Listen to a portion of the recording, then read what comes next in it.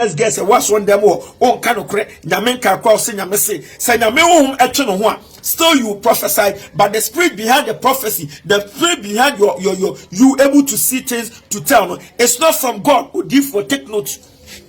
A brand a free son channel. Saul was able to prophesy. Read your Bible no factual. First Samuel chapter 18 verse 10. Can Acts chapter 16 verse 16. Bible oba no shan compare no de bon sam to me and here. Shan Yankopon e duru be no two for no wantie. Brother Nyame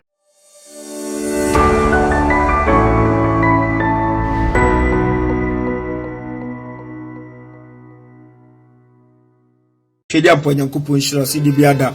Osaka message you don't keep to yourself. Also share MOB enyibi. Ade ba ko a ene de Elohim se men kan chiro nie upo bi a opese usuro no wasase wesu a Nyankopon na esu usuro no tiene pa o.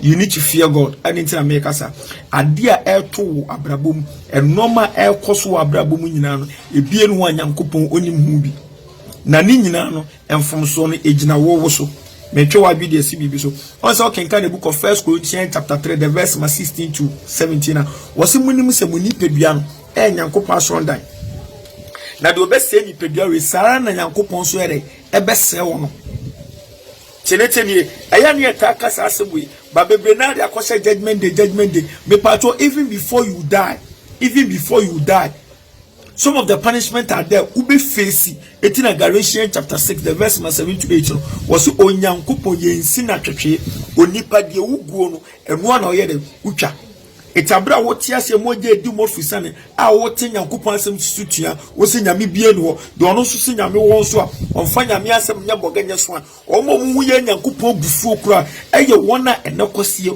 omo waso dem enra memenda omo waso dem neso still omo da so tis bonimu mo kura de mu obufu se no omo nkwa asoro kura omo nyi nyame ni because can Revelation the book of Revelation chapter 3 the verse 15 na wosu be yenyu ayede yenyu wo be hye so ayede yesi na motru mododo no urade ochiri ade ba kwa me pese wiasa fa na nyina titru million my Christopher mutie na mo hye no nsunie the moment I will be what we say media made no okay can the book of what you call 1 Corinthians chapter 3 the verse 19 na was obibia 1 Corinthians chapter 2 verse 19 was obibia no was aswe so won no ho Uni pedua obi abeto na boden according to Acts chapter 20 the verse 28 Yesu Kristo Yashua HaMashiach teneteni wa beto aboden into one no mami kama se bi abra wo tia sasu we so wo dey wa bi so bebo obra se do pedua you face the consequence on this earth and even after death you will also go and face another consequence that is the final judgment of Elohim teneteni uni pedua we enyo dia it won't be more obra se do pedua the moment I would ni pedua be se do open wo dey yemra physical men call God's judgment yemna physical whether you be also obotutu bra bo say yare dey abebono to Deuteronomy chapter 26 the verse number 61 pa quotation am church mama Deuteronomy chapter 26 no the verse number 61 was say Ewade e de yare a eni di yare a obehwehwe encyclopedia mu yare a obekọ history many di but what they abobono and now call a year friends China yes a friend coronavirus na sefo some say monyi nyame ni mo de buda ne abosomsom and no man nyame achiwade aduane ka Nyankop Bible si ma ye ni moja wo be kona abo a wo hu ye ne yewe wo se hwe enam so mapo na asem no wo reject Nyankopon na wo ye wa bi sa wo de ho to be do pe no wo so wo de yare a na ka esi ekofa no hen if we is remember Ebola from Ebola to coronavirus disease coronavirus or whatever bini ejidini babu akasa asem were e de ato wodada it is also one so sa Nyankopon we Elohim nyame ye ntimi fa ye ni hu no nyame o ka be mo hyenso agina wo so wonsuo no onfere no onfa na asem nya boganya so ade then prepare for the consequence.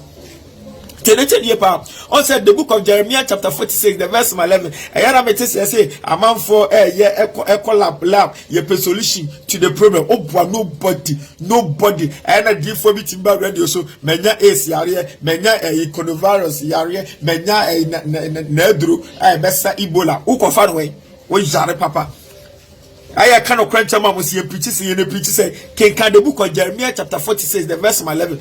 Was it a brand of coupon the Ebola bono, what the ace are born, coronavirus na action, was on a defoso, a dinsifoso, Bible so corner or there's no cure for you. Read the Bible. Jeremiah 46, the verse 11. There's no cure for you. It means abrabobia ubobiano, subabia ubobiano, niebia ubobiano. She say etia nyamia samana. Say etia nyamia sam dia bini ejidini.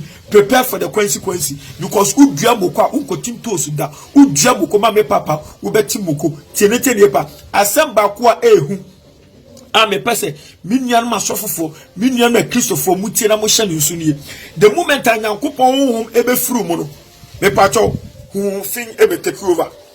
You can't tell me say brother I don't have the Holy Spirit I am not possessed mutie asasu we so no two things. Whoever is not possessed with the Holy Spirit is possessed with evil spirit. Tienie asasu we so no obi bia nyankopon honhom entini mu no fi etinimu ye nu obi osemi de honhom bi entimu ebi ni ho.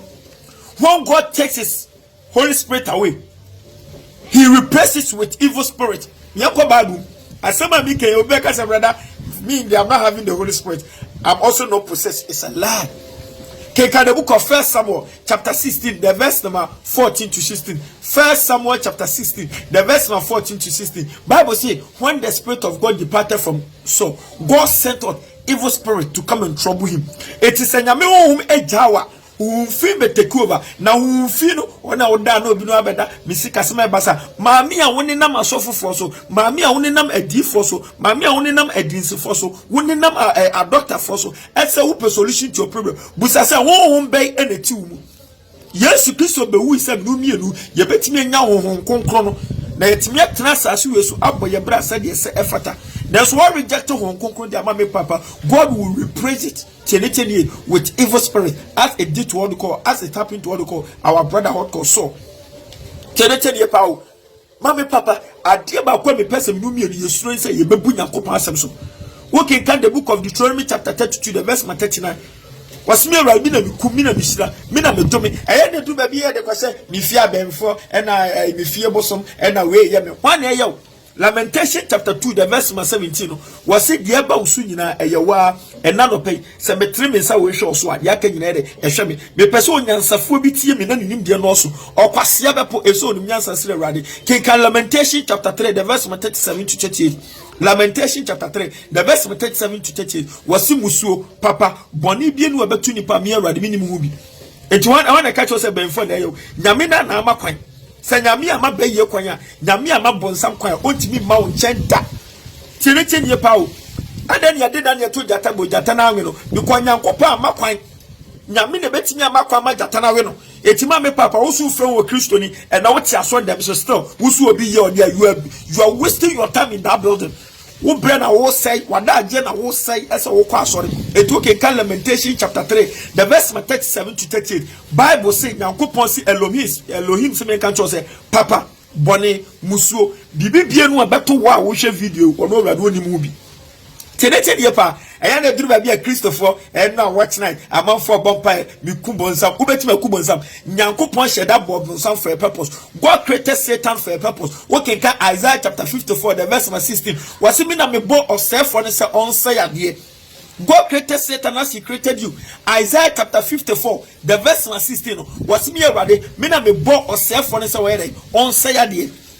Nyame wo yusu bonsam nyami oyisu bonsam etu de duru baabi no ebra nyankopon peso opeda Paul no ma Paul eye perfect no okay kan 2 Corinthians chapter 12 the verse 7 to 8 was a tongue was given to me in flesh by the messenger of Satan where the nyankopon ma Satan ko ye Job etu you joke with God tenetenie efuto kakra me pese me de ma me nua ma sofofo tenetenie pa me bra na ebe efuto kakra pese me de ma muni sanyame honhom etwe no ho a bonsam take over. Lamentation okay kan Jeremiah chapter 7 verse 30 Jeremiah 7:30 was efia mu besi edan ya mu besi a mu be friend Pentecost Roman CAC Church of Christ SDA a mo de Nyankopon chiwade be wura Nyankopon so otwe no ho sa watwe no ho a Lamentation chapter 2 verse 7 no odi sa efie kon ahye bonsam sa etene many churches are being run by the devil. That is why 1 Thessalonians chapter 2 verse 4 was it ene bonsam na ankasa mu ewura hia dem.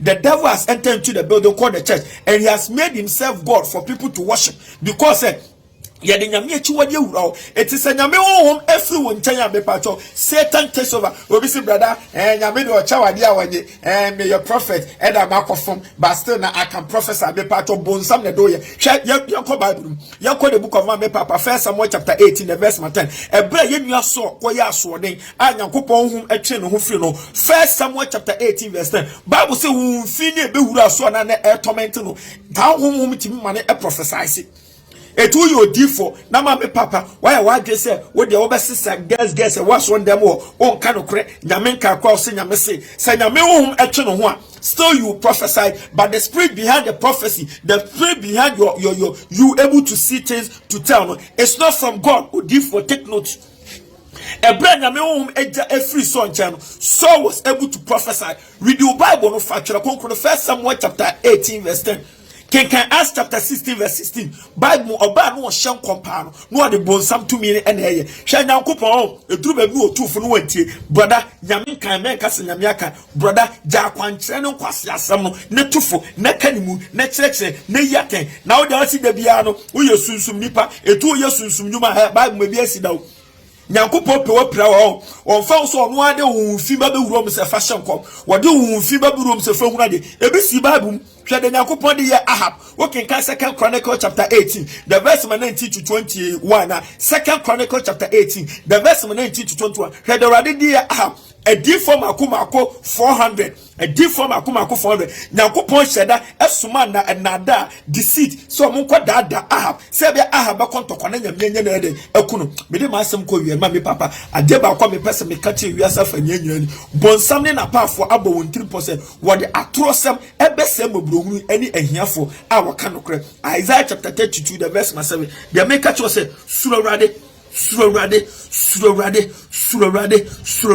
na ye na pade eti na Bible no ya summarize one quotation so Bible no ya summarize one quotation so Ecclesiastes chapter 12 verse 13 was assembly nyina de Peter mo kan ye de Paul mo kan ye de dikanfo kan ye de ye kan nyina say surorade onyankopon surorade se won surorade a untimi nya bone da na nyankopon de trimo sum eti na 1 Samuel chapter 2 the verse 25 was se obi yawa me awade mejo na me awade me yawa mejefo no wan me pacho share video fa mo sofo na yensu awade na fa yemfa no kura no enkyekira asafo no na ye be yenhira awade nhira na wo hira me so shalom peace bye bye.